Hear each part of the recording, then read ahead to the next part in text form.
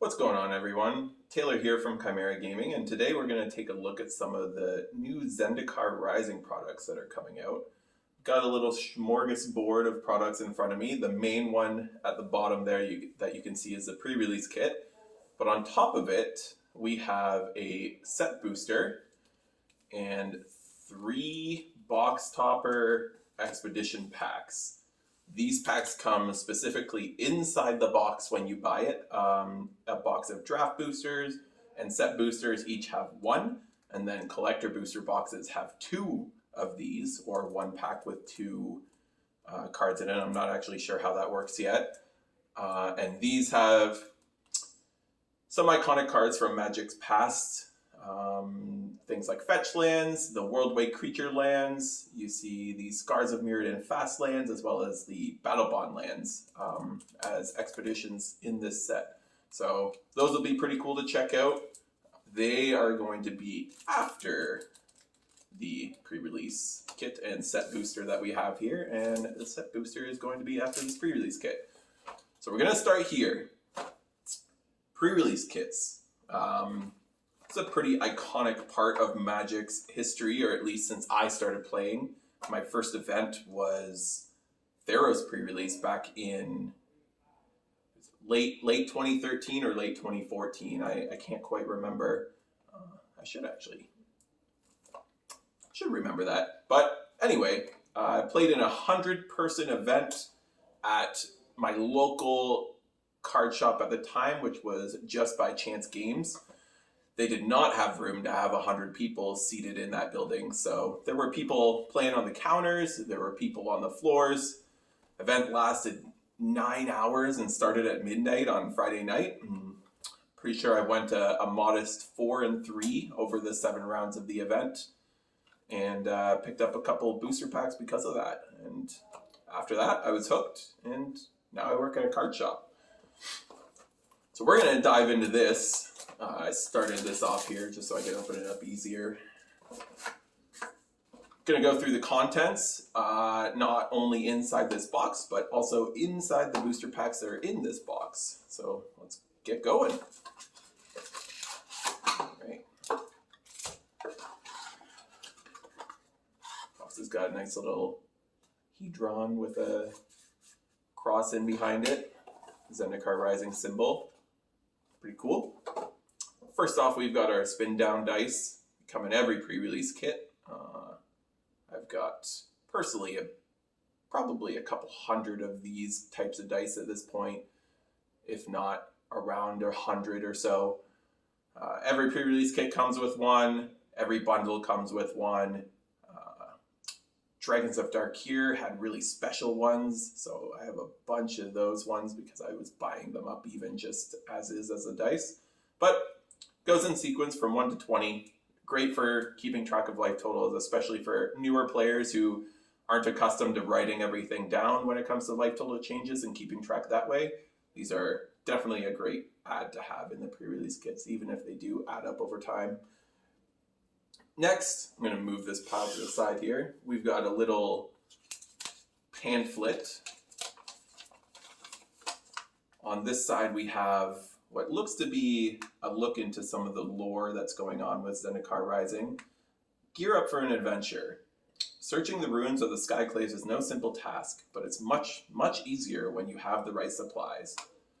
He's got little things pointing to some of the items on this picture and explaining what they are. It's pretty cool. And then on the back side, we've got building a pre-release deck. So this is going to be your little pamphlet, kind of giving you the pointers to keep your eye out for what you should be putting in your deck and how your deck should be constructed if you're playing in an event with this deck. Pretty cool. Next up, we've got a divider. It's not that exciting, it's just a divider. Then we've got this little card. Comes in every pre-release kit. I think on some of them they were doing tokens on one side, which was pretty cool, but this one has just got a little bit of an ad card on the one side and then a pre-release code on the other side. So whoever gets to put that in is going to get themselves 6 packs of Zendikar Rising on Magic Arena once it's released on there. And yeah, these come in every kit. You buy a kit, you get your 6 packs. They used to do it so that you would get a sealed token, which would allow you to play in an event on Arena that gave you the possibility of prizing out, essentially, getting more prizes. But looks like they've kind of found the rhythm of just providing 6 packs of the current set that's coming out, and they've done this for the last couple sets. So I'm kind of assuming they're going to stick with this for at least a little while. We've got our 6 booster packs. Comes in every pre-release kit. That is what you would construct your deck out of if you were at an actual event. And then on top of those 6 boosters, you get your pre-release promo. So we have an Akiri Fearless Voyager, which is a 3 mana, 1 red and a white for a 3/3 legendary core warrior. Whenever you attack a player with 1 or more equipped creatures, you draw a card. You can pay a white. You may unattach an equipment from a creature you control. If you do, tap that creature and it gains indestructible until end of turn. So a little bit of protection for your equipment-focused deck that Akiri would definitely go into. You'll also see it's got a date stamp for when the pre-release events take place when the set came out. That's pretty cool. Put that up to the side here. All right, so let's get right into these boosters. See if maybe we can open up some of the cool new art cards. There's 3 new Planeswalkers in this set. We're not really going to go through the commons or uncommons all that closely. Set spoiler has been out for a little while now, so if you wanted to get up to date on the commons and uncommons that are in the set, you can just head over to Wizard's site and check that out, or sites like Mythic Spoiler, things like that. All right, first uncommon is a Marasa Rootgrazer.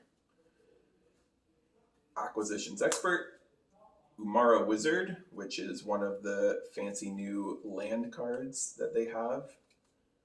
Lands on one side, spells on the other. And then Inscription of Insight. It's a 4 mana sorcery, 3 and a blue. It's kicker for 2 blue. Choose 1. If the spell was kicked, choose any number instead. Return up to 2 creatures to their owner's hands. Scry 2, then draw 2 cards.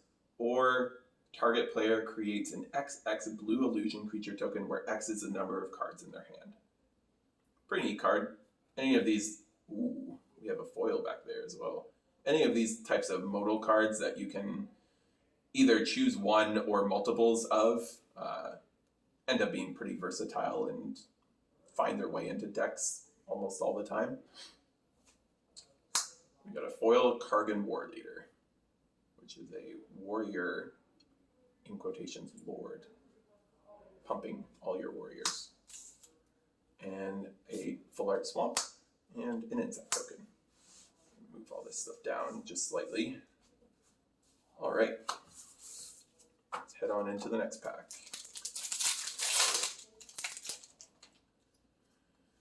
Ardent Electromancer starts us off. Okay, looks like we've got another foil in this pack as well. Vastwood Surge, Sure-Footed Infiltrator, Jwari Disruption, and a Nighthawk Scavenger. So Nighthawk Scavenger is a 1 black for a 1+*3. Its power is 1+* and its toughness is 3. Vampire Rogue that has Flying, Death Touch, and Lifelink. Nighthawk Scavenger's power is equal to 1 plus the number of card types among cards in your opponent's graveyards. So much like Tarmogoyf counts the cards in everyone's graveyards, or card types, I should say, to dictate its power and toughness, this creature's power is also going to be dictated in a similar way. So if your opponent has creature, land, and enchantment in their graveyard, this would be a 4/3 Flying, Death Touch, Lifelink for 3 mana, which is pretty good, honestly. Foil. Ooh. We've got a foil McKindy Fox in the new Hedron art treatment that they've done for Zendikar Rising. Much like the showcase cards from Throne of Eldraine, Theros, Ikoria, Core 21, this is the iteration of those from Zendikar. It's quite beautiful. And then an absolutely beautiful basic island. And what they have done for the checklist cards in this set. So on the top here, imagine you're putting the front side of the card. On the bottom, you're putting the back side of the card. And then in this box, you could either write a description of what each side does. You could draw a little doodle of your interpretation of the card. You know, the world is your oyster. You can do whatever you want.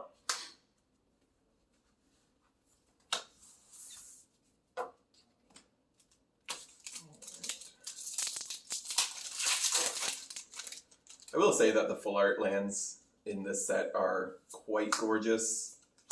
Some cool new negate art. With that said, Wizards has done full art lands so many times now that the appeal of full arts has kind of died off. Maybe died off is not the right word or phrase, but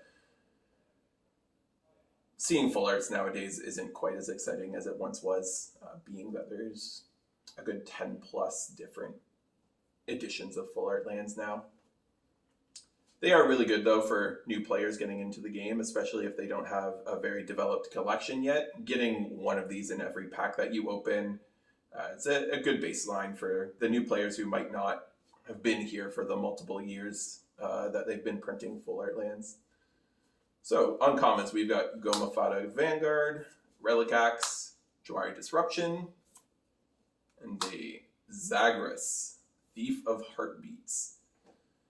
This is a 6 mana for a red and a black for a 4/4 legendary vampire rogue. The spell costs 1 less to cast for each creature in your party. Party is a new mechanic in this set. It cares about clerics, rogues, warriors, and wizards, if I'm not mistaken. So this can cost up to 4 less. It has flying, death touch, and haste. Other creatures you control have death touch. Whenever a creature you control deals combat damage to a planeswalker, destroy that planeswalker. That's pretty cool. For a swamp and a construct token. All right, pack number 4.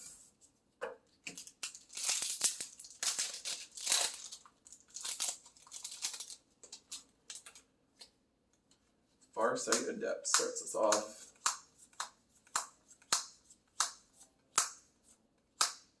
Okay, Core Blade Master. We've got a Skyclave Pickaxe, Chimera Takedown, and a Myriad Construct. This is a 4 generic mana for a 4/4 construct with kicker for 3 generic mana. If Myriad Construct was kicked, it enters the battlefield with a +1/+1 counter on it for each non-basic land your opponents control. When Myriad Construct becomes the target of a spell, sacrifice it and create a number of 1/1 colorless construct artifact creature tokens equal to its power. Pretty cool. If you're playing a game of Commander and you kick this with 3 opponents, this thing can get pretty massive and obviously can create quite the army afterwards if you can get someone to target it. Got a forest and an add card.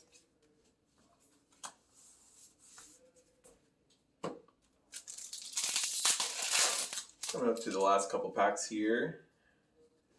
Anti-Cognition. Canopy Baloth, one of those specially treated non-foil versions. Pretty cool. We've got a Skyclave Pickaxe, which is another special art card. Merfolk Falconer, Cool Warrior, and a Cragplate Baloth. Yuck. 7 mana, 5 green for a 6/6 beast. It has Kicker for 2 and a green. The spell can't be countered. It has Hexproof and Haste. If Cragplate Baloth was kicked, it enters the battlefield with 4+1/+1 counters on it. Could be okay in standard as a finisher against control decks potentially, but these cards aren't usually that exciting. Florida Mountain and another checklist card.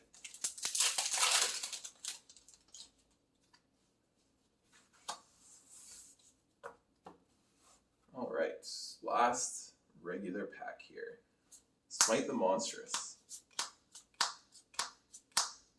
Non-foil McKinley Fox. All right. Fearless Fledgling. Vine Gecko. The new Hedron Crab that can only target your opponents. Ruin Crab. Ooh. And a Turn Timber Symbiosis. 7 mana for a sorcery.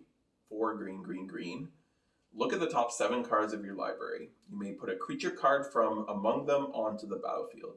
If that card has converted mana cost 3 or less, it enters with 3 additional +1/+1 counters on it.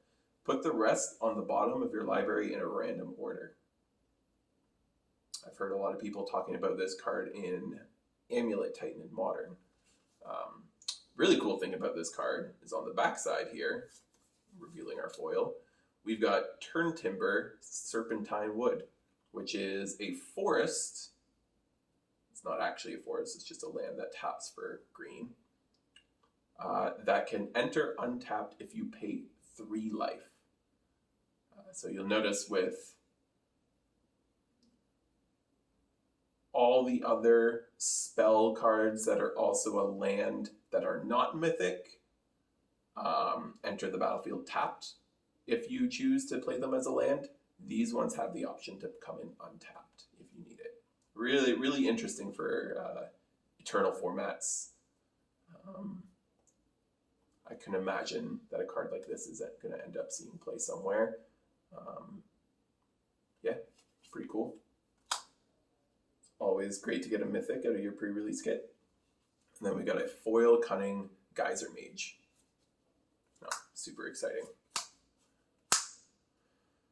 Okay, so that is all the packs from this pre-release kit. We got 1 mythic, which is pretty average. Obviously, we've got our 6 full arts, 3 checklist cards, which is nice. It's nice to have a decent amount of those amongst your packs. They've all got different art borders on them, which might be infuriating to some who care about their cards matching borders and everything, but pretty cool. They've got definitely like an art silhouette underneath the main image. So let's get this stuff out of the way. Move on to the set booster.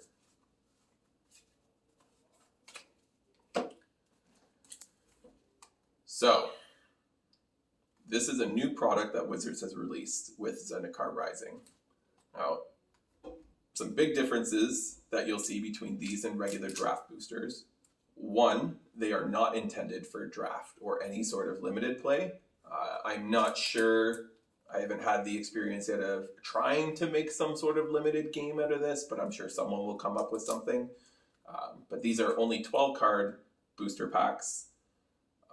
One of those cards has the option of being a useless card or a card from what they call the list, which is what we'll get into later. But that would make playing limited with these pretty difficult when 75-ish% of the time you're going to have a card that's useless, and then 25% of the time someone is getting something extra.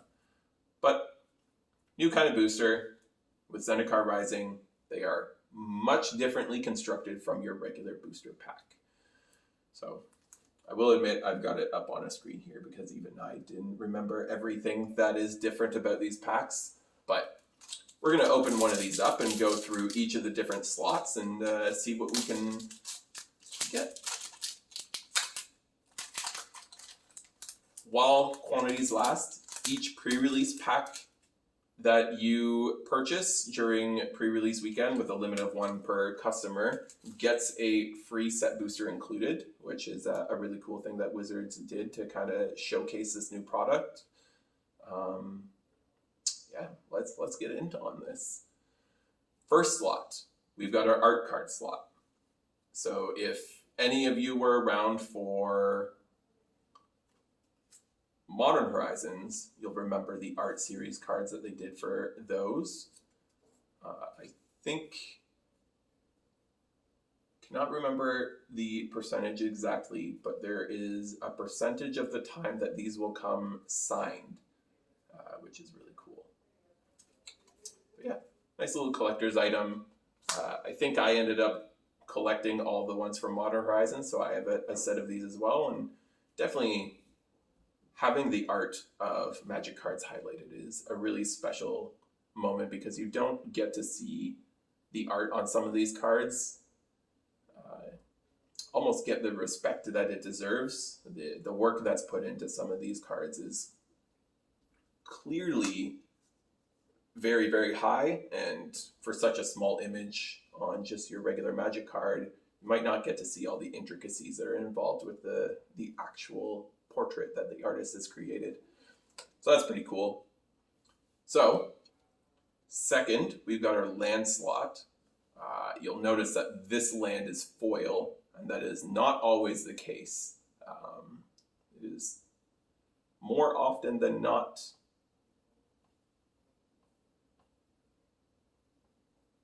a non-foil. Only 15% of the time it's foil. Art card.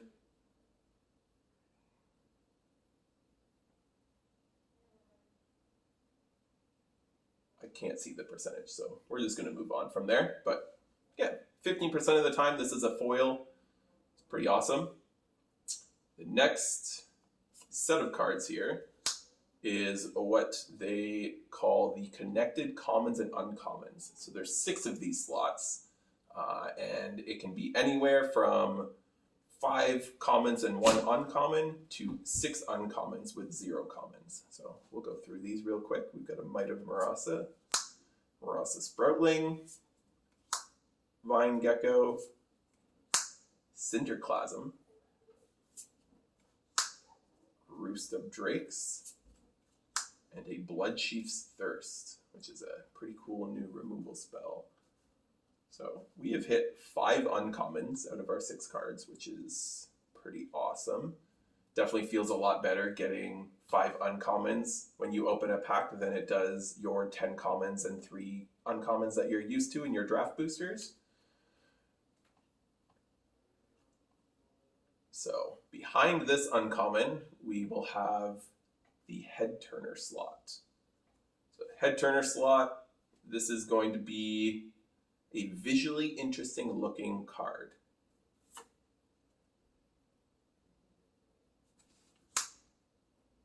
Interesting. So we have a Colony Ambush here. It's got a massive jungle cat leaping on some unsuspecting poor fellow. They're probably not long for this world. Yeah, so that is supposed to be the Head Turner slot. These next 2 slots, this and the slot behind it, are wild card slots that can be anything from a common to a mythic rare, and you can get 2 mythic rares amongst these slots.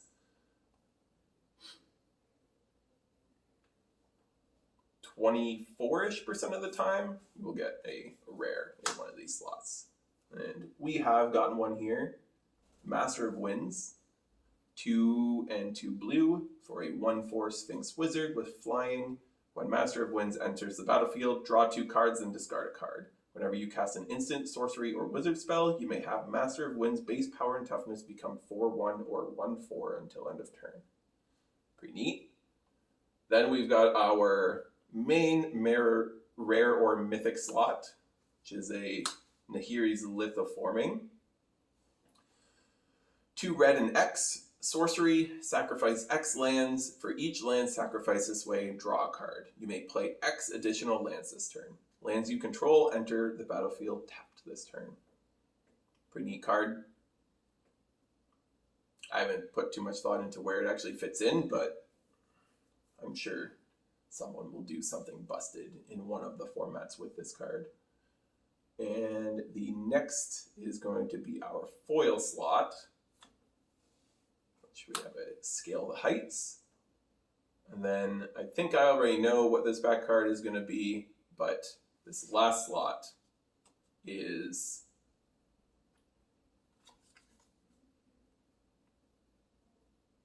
that was pretty cool, actually. So token and add card is what this is kind of touted as for what this slot is supposed to be. There's also a 25% chance that you get a card from what they call the list. The list is a group of 300 cards curated by Wizards. It's just the 300 cards that you have as a pool to get from, but features cards such as Pact of Negation, Anointer Priest, Food Chain. So there's some pretty wild variation with getting a card that was printed as a common and is not worth anything, and then getting a card that's $100+. Ren and 6 as well as Scroll Rack are also cards that are amongst this list. So some pretty heavy hitters in that slot. But here we have a Magic minigame. Royal Royale, 2 to 6 players, 1 pack, 5 minutes. I'm not going to go through the whole description on this because I definitely want to get to these Expedition box topper packs, but it's a pretty cool little addition. Potentially gives you something to work off of when coming up with limited games for set boosters themselves. Yeah, so that's a look at your set booster. Now, let's get into the real fireworks. 3 Zendikar Rising Expedition box toppers. We're going to go right in. We're hoping for, obviously, Scalding Tarn would be huge. I know TJ is really hoping to get Raging Ravines potentially as foils for his deck. I think he already has Ultimate Masters box toppers of those, though, so it'll be interesting to see what people do if they choose these new versions of these cards or they go with some of the older versions that they've come out with. But our first card is Spire Garden. So that's one of those Battle Bond lands. I don't know how well you can tell, but one of the features of these new expeditions that they've done is they've kind of given almost like a vinyl or glossy finish on some of the bordering of the card. I can't really feel a difference in texture, but when you rotate the card, you can definitely tell that it's shinier. Pretty neat looking. Pretty sure that's like on the mid to lower range of your hits that you can get in these things, but still a really awesome card nonetheless. And getting these guaranteed in your booster boxes when you buy them, having that guaranteed bit of value and excitement is always a nice touch when Wizards decides to include something of this sort. So, second pack, we've got Arid Mesa, one of the fetch lands. That is awesome looking. You can tell the red and the white fades just like when you see it on regular fetch lands and everything, but having that little bit of shine on those borders makes that look just beautiful.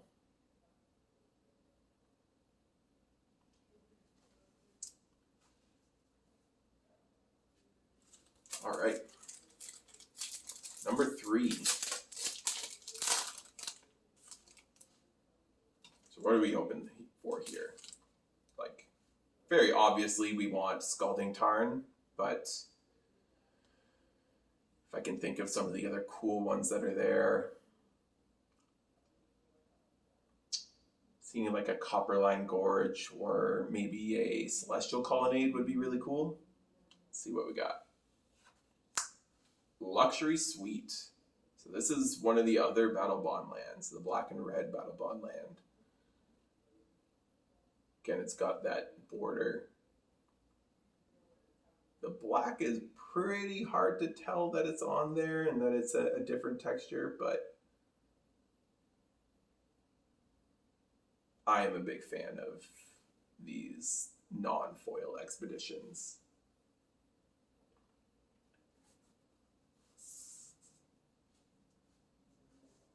So yeah, we've got our 3 expedition lands here. Gonna try and wrap up this video. If you enjoyed it, leave a like. Maybe leave a comment down below on things that you liked about the video, things that you didn't like. This one probably took a little longer than I wanted it to, being one of the first videos that I've actually done.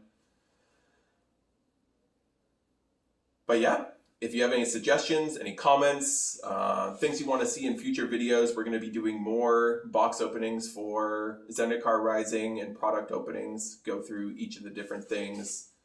We would like to do a bunch of these if we can, which would be really cool. But be sure to comment how you feel about the video, if you liked it. And if you did, I hope you come back for the next one.